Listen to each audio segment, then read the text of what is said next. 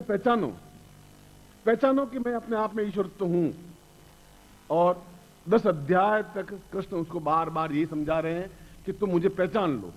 नहीं पहचान 10वें अध्याय में समझाते हैं कि यूं समझ ले कि मैं पहाड़ों में हिमालय हूं, तो यूं समझ ले नदियों में मैं गंगा नदी हूं, तो यूं समझ ले कि मैं पशुओं में गाय हूं, यूं समझ ले कि मैं अपने आप में शेर हूं, ये समझ ले पेड़ों में पीपल का पेड़ हूं। ये कहने के पीछे कोई उसका अहंकार नहीं था, वो समझा रहा था कि तुम मुझे पहचान लो। और आदमी पहचानता नहीं है, जीवित व्यक्ति को पहचानता ही नहीं है, क्योंकि हम मुर्दे हैं तो मुर्दे की पूजा करेंगे, जीवित गुरु की पूजा नहीं कर पाते हम। ये हमारी कमी है। कब ऐसा एक क्षण आएगा? क्या फिर एक बार फिर उस ईसा मसीह को सूली पर टांग दिया जाएगा? फिर एक बार सुकरात को जहर दे दिया जाएगा? फिर राम को सरयू में डूबने के लिए मजबूर कर दिया जाएगा कि डूब के मर जाए? फिर कृष्ण को तीर मार करके उसको समाप्त कर दिया जाएगा? फिर बुद्ध के कदम वापस वो युग आ जाएगा? ऐसा कब तक हम करेंगे? कब तक उन महापुरुषों को, उन विद्वानों को कब तक प्रताड़ित करते रहेंगे? कब तक वो बोलता रहेगा? क्यों करेगा ऐसा? ये एक आक्रोश है। आक्रोश इसलिए है कि आप में नरत्व है मगर देवत्व नहीं है। और जब नहीं समझा अर्जुन, तो उसने कृष्ण ने एकदम से अपना विराट रूप दिखाया खड़ा होकर के। अब पहचान ले, अब देख ले कि मेरे विराट रूप है, ये पूरा ब्रह्मांड मुझ में समाया हुआ है। अब देख ले, ये देख ले कि ये सामने महाभारत युद्ध हो रहा है। ये देख ले, तो सीने में देख ले कि महाभारत युद्ध हो रहा है।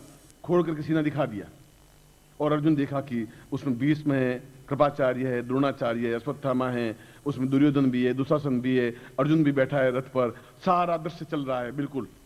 उसने कहा कि ये सब ब्रह्मांड पूरा, ये नहीं सारे ब्रह्मांड में कहां क्या घटनाएं घट रही हैं, तो यहां देख ले। क्योंकि अब तुम्हें मालूम पड़ना चाहिए कि मैं तुम्हारा सारथी, तुम्हारा मित्र नहीं हूं। मैं अपने आप में एक अवतार हूं, मैं अपने आप में पूर्ण पुरुष हूं, मैं अपने आप में पूर्ण ब्रह्मांड अपने अंदर समेटे हुए हूं। और इसलिए तू मुझे पहचान। और उसी क्षण अर्जुन का मोह समाप्त हुआ और वह उस जगह पहुंचा जहां अपने आप में एक पूर्णता की प्राप्ति होने की दिशा होती है। क्योंकि कृष्ण ने उस सांदीपन से उस अंदर के पूरे ब्रह्मांड को अंदर जागृत करने की क्रिया सीख ली थी।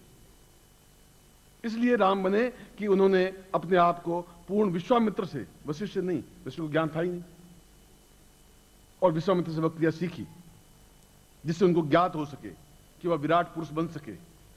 और शंकराचार्य कह रहे हैं कि प्रत्येक व्यक्ति में देवत्व है, मगर गुरु वह है जो उसमें विराटता को जागृत कर दे, पूरा ब्रह्मांड भर दे। और जब पूरा ब्रह्मांड भर दिया जाएगा तो संसार की कोई घटना आपसे छुपी नहीं रह सकती। फिर संसार में कहां क्या घटित हो रहा है अपने आप को ज्ञात हो जाएगा। फिर अपने आप के अंदर पूरा विराट रूप दर्शय होगा। फिर अपने आप में विराट पुरुष बनेंगे, तब आप अवतारी पुरुष बन जाएंगे, नर नहीं रहेंगे। तब आपके शरीर से सुगंध प्रवाहित होगी। कहते हैं कृष्ण के शरीर से अष्टगंध प्रवाहित होती थी, वो आपके शरीर से अष्टगंध प्रवाहित हो सकती है।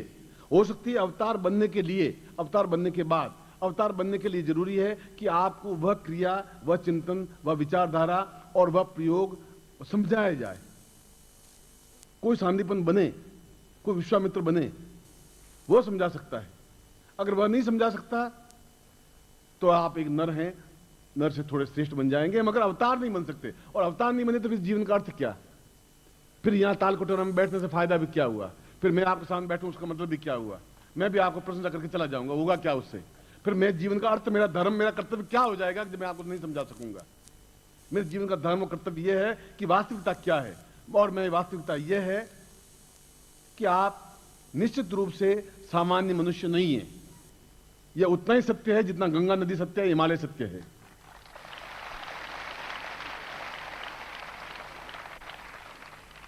आप में देवत्व है, इसलिए कि जो ही कृष्ण पैदा हुए तो जितने देवता थे सब गोप ग्वाला बन गए और उनकी चारों तरफ कोई सुदामा बना, कोई दूसरा बना, कोई सीधम बना, वो सब बने और देवता उन बालकों के रूप में जन्म लेकर उनकी चारों तरफ घूमते रहे। क्योंकि वह कृष्ण को उस देवता को छोड़ नहीं सकते थे। वो गोप के रूप में जन्म लिया, गोपिकाओं के रूप में जन्म लिया। आपने भी जन्म लिया एक शिष्य के रूप में, चाहे व्यापारी बन गए, चाहे नौकरी पैसा बने और मेरे चारों तरफ लिपटे, घूमे मेरे चारों तरफ। और इसमें मैं अपना कोई अहंकार, अपनी कोई बड़पन नहीं दिखा रहा हूं। मैं कह रहा हूं, मैं कृष्ण भी अगर ये कह रहा है कि तू मुझे पहचान, तो कृष्ण कोई अहंकार नहीं बता रहे थे। और अगर मैं भी कह रहा हूं कि हम क्या हैं, तो कोई अपना बड़पन नहीं दिखा रहा हूं। आपसे भी ज्यादा नम्र हूं, आपसे ज्यादा सामान्य हूं, मगर इस बात को मैं जानता हूं कि आपके नर को मैं पूर्ण अवतार कैसे बना सकता हूं, यह मैं जानता हूं। मैं ये जान सकता हूं कि आप में विराटता कैसे प्रदर्शित कर दूं कि आप सीना चीर के दिखा सकें कि पूरा ब्रह्मांड मेरे अंदर समाहित है। यह क्रिया मैं आपको समझा सकता हूं, गारंटी के साथ समझा सकता हूं। यह छोटी बात नहीं है, यह सामान्य बात नहीं है, यह छोटी तुच्छ ऐसी बात नहीं है, एक पानी गिलास पी लिया। यह अपने आप में एक अद्वितीय घटना है, एक परिवर्तित घटना है। ऐसी घटना है जो आपके पिछले 50 पीढ़ियों में नहीं हो पाई, ऐसी घटना है जो अगली 50 पीढ़ियां संवर जाएगी, क्योंकि आपके अंदर वह पूर्ण रूप से देव तत्व जागृत हो जाएगा, होगा ही। और कृष्ण भी आपके मेरे तरह 2 हाथ और 2 पांव ही थे, 2 आंखें थी, 1 नाक था, 2 कान थे। वह भी अपने आप को 50 हाथ वाले नहीं थे। और हम श्री कृष्ण को कहते हैं, कृष्ण को कहते हैं, विष्णु को कहते हैं 4 हाथ थे। 4 हाथ का मतलब है 2 हाथ तो थे, 2 उनके और सलाहकार थे, इसलिए 4 हाथ। मेरे पास भी 2 हैंड्स और होने चाहिए बहुत अच्छे, जिससे मैं और ज्यादा काम कर सकूं। ये 2 हाथ, इसका मतलब नहीं लोगों ने उसके 4 हाथ बना दिए। हनुमान जी एक जाति थी, उनके पीछे पूंछ बना दी, बस ये हनुमान जी बन गए। अरे ऐसा कैसे हो गया? ऐसा तो कहीं वाल्मीकि रामायण में लिखा ही नहीं है। वानर एक जाति थी, ऋषि एक जाति थी, हमने उसको हनुमान जी बंदर होते हैं, उनको बंदर बना दिया। खैर वह एक इतर घटना है। मगर मैं उस प्रसंग पे आ रहा था कि उस शंकराचार्य के श्लोक से, उस श्लोक से कह रहा था कि गुरु का धर्म कर्तव्य जीवन में एक बार उस शिष्य को एहसास करवा देना चाहिए कि तुम गीदड़ नहीं हो, सही अर्थों में शेर हो, सिंह हो, यह तुम्हें बता देना चाहता हूं। और तुम अपने आप को गीदड़ समझ रहे हो, डर रहे हो, हुआ हुआ कर रहे हो, चुप हो जाते हो। तुम सही अर्थों में ऐसे पिंजरे के एक तोते हो जो अंदर बैठे बोल मिठू राम राम, तुम राम राम बोल देते हो, इसलिए कि उसमें हरी मिर्च खाने को मिल जाती है, अनार के दाने मिल जाते हैं। आपने हवा में उड़ना सीखा नहीं, उस आकाश को कैसे तोड़ते हैं वैसे तोते आप नहीं बन पाए। उड़ते हुए मानसरोवर पर कैसे पहुंचते हैं वो आप नहीं देख पाए। मानसरोवर का जल पीने लायक कैसा है वो आप नहीं देख पाए, क्योंकि आपके पंखों में वो ताकत थी नहीं। पिंजरों में बंद होने की वजह से पंख मर गए। आप पिंजरे में कोई तोता हो और 5 साल तोता हो, आप उसको बाहर निकालिए उस पिंजरे से, आप देखें एकदम डर करके फिर पिंजरे में घुस जाएगा। 1 सेकंड के बाद वो डरता है, फिर उसको बाहर निकालते हैं, पकड़ के बाहर निकालते हैं, फिर 1 सेकंड के बाद वापस घुस जाएगा अंदर, क्योंकि उसमें इतना डर समा गया कि कोई बिल्ली मुझे खा जाएगी। और आप भी डर गए कि मैं मर जाऊंगा, तो घर में घुस के बैठ गए आप, क्योंकि घर में आपको अनार का दाना मिल जाता है, हरी मिर्च मिल जाती है, एक पत्नी मिल जाती है, 2-3 बेटे मिल जाते हैं। और वो भी चाहते हैं कि पिंजरे में बंद रहे तो अच्छा है। उड़ जाएगा बहुत मुश्किल कर देगा, पिंजरे में ठीक है मैं बोलूंगा बोल मिठू राम राम, ये राम राम बोलता रहेगा। उन्होंने भी आपको कैद कर दिया है और आप कैद में बहुत खुश, जैसे तोता उस पिंजरे में वापस जल्दी घुस जाता है, मैं यहां छोड़ूंगा, वापस पिंजरे में घुस जाएंगे, ये मेरी पत्नी, ये मेरे बेटे, आज मैं कम से कम इसको मूर्ख बनाऊं और थोड़ा ले लूं, आज ऐसा कर दूं, बस वापस वहां घुस जाएंगे।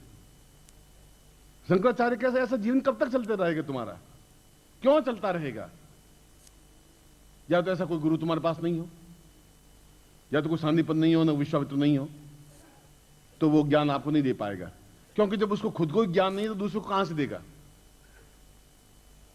और या है और आप नहीं ले पाते हैं तो फिर आप में नर के चोले में बिल्कुल सही है।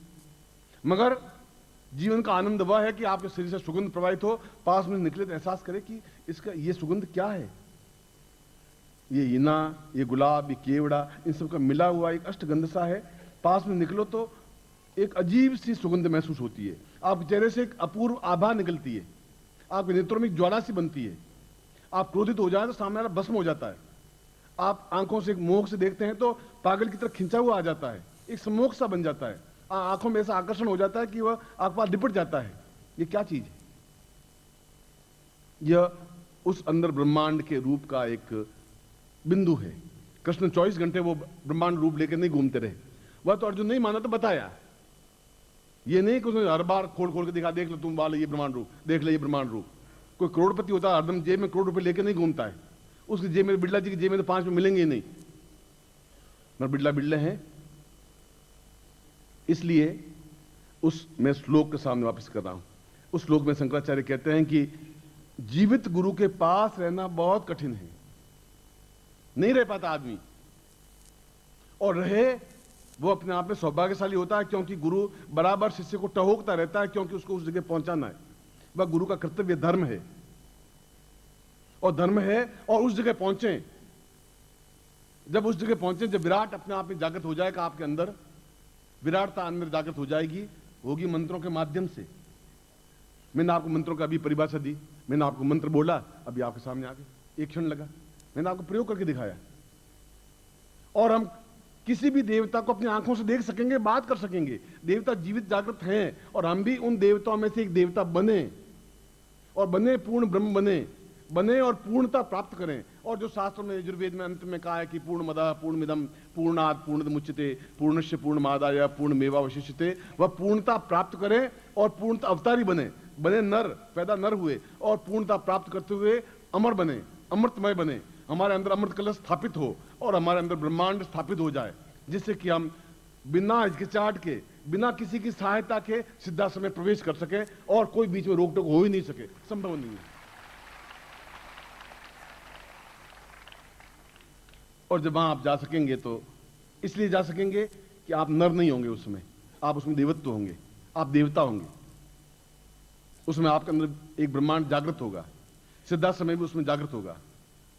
इसलिए मैंने पहले अंगुष्ठ रूप धारण प्रयोग कर समझाया, और अब मैं आपको यह बात समझा रहा था कि आप अपने आप में उस विराटता को अंदर समावेश कर सकते हैं केवल मंत्रों के माध्यम से, और होगा तो मंत्रों के माध्यम से। कोई लकड़ी का टोका मारने से ब्रह्मांड जागृत नहीं हो सकता आपके अंदर। मैं ऐसी कोई चीज नहीं है कि आपके मुंह में डालूं और ब्रह्मांड अंदर स्थापन हो जाएगा, ऐसा कोई नक्शा है नहीं। वह तो एक क्षण है, आज की रात का क्षण है, किसी पर चल गया। हो सकता है आज मैं आपकी कोई और भी प्रयोग करवाता, ये प्रयोग नहीं होता। यह तो एक आपके भाग्य का एक, शायद विधाता ने सोने की कलम से लिख दिया होगा कि मैं इस प्रयोग को आपको समझा रहा हूं, आप सुन रहे हैं। यह आपके भाग्य को विधाता ने लिखा होगा, तभी ऐसा हो रहा होगा, अंतर नहीं हो सकता था। और मेरे से आपका सौभाग्य ज्यादा बड़ा है, मैं कह रहा हूं। शायद मेरे भाग्य में तो विधाता ने लोहे की लेखनी से लिखा होगा, जंगल जंगल भटका, दर दर ठोकरें खाई, पूरी जंगल में भटका, शेर चीतों से डरता हुआ, अपने आप को बचाता हुआ, पेड़ों के नीचे सोता हुआ, पर्वतों के चट्टानों पर सोता हुआ, कृषकाय होता हुआ, उन विद्याओं को सीखा जो अपने आप में लुप्त हो गई थी। कितना दुख, कितनी वेदना, कितना कष्ट, कितनी लंगोटियां धोई होगी। और आप कितने सोने की कलम से लिखे हुए व्यक्तित्व हैं कि बैठे हैं सामने, ऊपर है लाइट, और मैं आपको ज्ञान दे रहा हूं। इससे बड़ा और क्या हो सकता है। और हम इस जीवन में ही ये नरी बने रहना चाहते हैं। आपका जीवन आपको मुबारक है। जरूर 2, 4, 5, 10 साल बाद वो थे, और कोई आदमी नरकवासी होता ही नहीं, हर एक आदमी स्वर्गवासी होता है। हमारे नरकवासी बोलते हैं, चाहे पाप करें तो भी स्वर्गवासी, नहीं पाप करें तो स्वर्गवासी, बोलते यही स्वर्गवासी हो गया। इतनी भीड़ स्वर्ग में हो गई है कि अब तो कोई पांव रखने की जगह ही नहीं रह गई। जो मरता सीधा स्वर्गवासी होता है, नरकवासी कोई होता ही नहीं हमारे यहाँ भारतवर्ष में। मगर हम नर से छलांग लगा करके कैसे अपने आप अवतार बन सकेंगे? कौन बनाएगा? तुम्हारा पिता बनाएगा? नहीं बना सकता, उनको ये ज्ञान नहीं है। मां बना सकेगी, उन्होंने जन्म दे दिया, वो नहीं बना सकती। भाई बनाएगा, बहन बनाएगी, नौकर बनाएगा, तुम्हारा मालिक बनाएगा। केवल एक शब्द है उस देवता और तुम्हारे बीच में, एक शब्द की रचना वेदों ने की। तुम जगदम्बा को आपने देखा नहीं, चित्र देखा। चित्र कितना सही है कितना गलत है आपको क्या मालूम? कोई चित्रकार ने बना दिया, उसके 4 हाथ बना दिए, एक में तलवार दे दी, एक में कुछ दे दिया। क्या वास्तव में उसके हाथ में तलवार है कि नहीं है चित्रकार ने देखा नहीं था, बस आपने उसको अपने बिंब अपने सामने रख दिया। और आप से जगदम्बा परिचित नहीं, जगदम्बा आपसे परिचित नहीं। अब आप मंत्र जाप करें, और उसके बीच में एक चीज और है जिसको गुरु कहा गया है। वो उससे भी परिचित है, वो आपसे भी परिचित है, वो आपको वहां ले जा सकता है, वह गुरु ले जा सकता है। इसलिए शास्त्रों में कहा गया है, मैंने नहीं कहा है, कृष्ण ने गीता में भी कहा है, वेद व्यास ने भी कहा है, शंकराचार्य ने भी कहा है, गोरखनाथ ने भी कहा है, गुरु ब्रह्मा गुरु विष्णु गुरु देवो महेश्वरा, गुरु साक्षात पर ब्रह्म। वो ब्रह्म स्वरूप है। ब्रह्म स्वरूप का मतलब अंदर विराटता को जन्म दे सकता है, वो दे सकता है, वो वापिस तुम्हें जन्म दे सकता है। एक जन्म तुम्हारी मां ने दिया है, दूसरा जन्म गुरु दे सकता है तुम्हें, और दूसरा कोई दे नहीं सकता। तस्मै श्री गुरु वे नमः। वो वापिस तुम्हें जन्म देकर के उस विराट तक ला सकता है। एक जन्म आपने ले लिया, वो आपकी मजबूरी थी, आपकी कोई उस सद्गुरुदेव डॉक्टर नारायण दत्त श्रीमाली जी के दुर्लभ वीडियोस, पुस्तक, पत्रिका एवं साधना की निशुल्क दीक्षा प्राप्त करने के लिए नीचे लिखे हुए नंबर पर वीरल पटेल जी को व्हाट्सएप पे अपना नाम और अपने शहर का नाम लिखकर भेजें। धन्यवाद।